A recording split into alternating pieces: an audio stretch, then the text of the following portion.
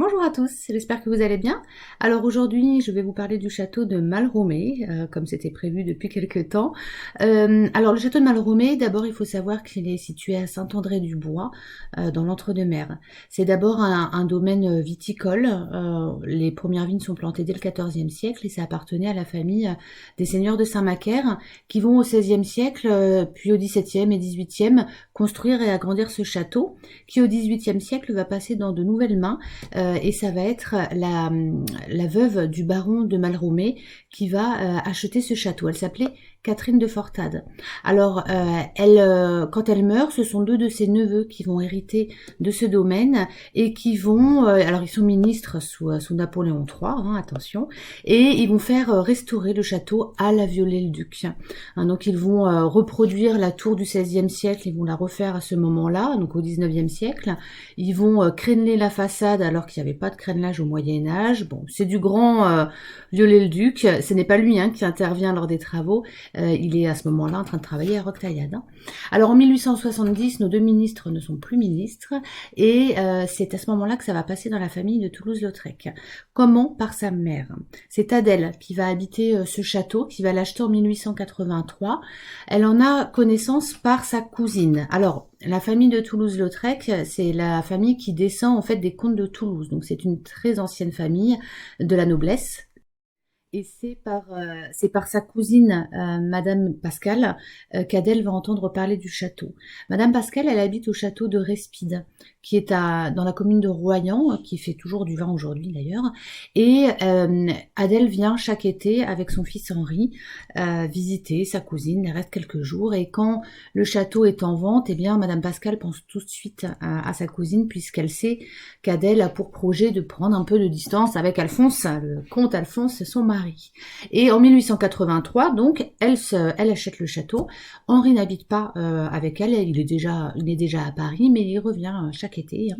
Et alors, 1883, on est aussi au moment de la crise du phylloxéra. Donc, elle va devoir replanter son vignoble avec un maître de chai qui s'appelle Paul Mathieu.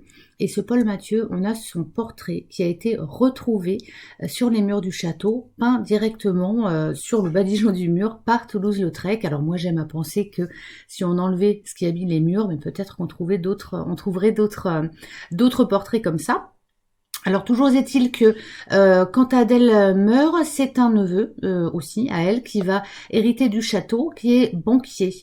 Et alors ce banquier, juste avant la Deuxième Guerre mondiale, il va avoir le nez fin, il va vendre, il va se séparer de tout ce qu'il y avait dans le château en fait. Hein. Donc il n'y a plus rien au moment où les soldats allemands arrivent, puisque on a la ligne de démarcation qui est à peine à 800 mètres du château. Donc on va savoir, ça ce sont les gens de Saint-André-du-Bois hein, qui ont rapporté ça. Il y avait toute une compagnie qui campait dans la cour et puis les gradés étaient aux étages.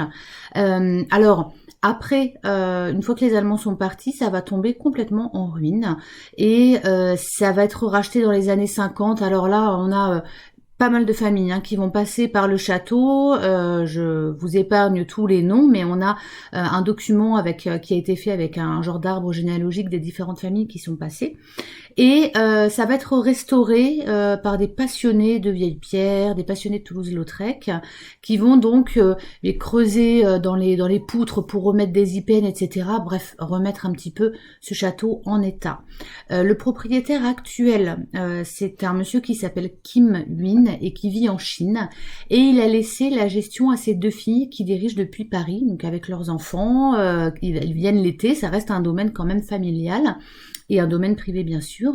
Et il y a plusieurs sociétés qui interviennent, puisque on a la société viticole, ça c'est une chose. Hein.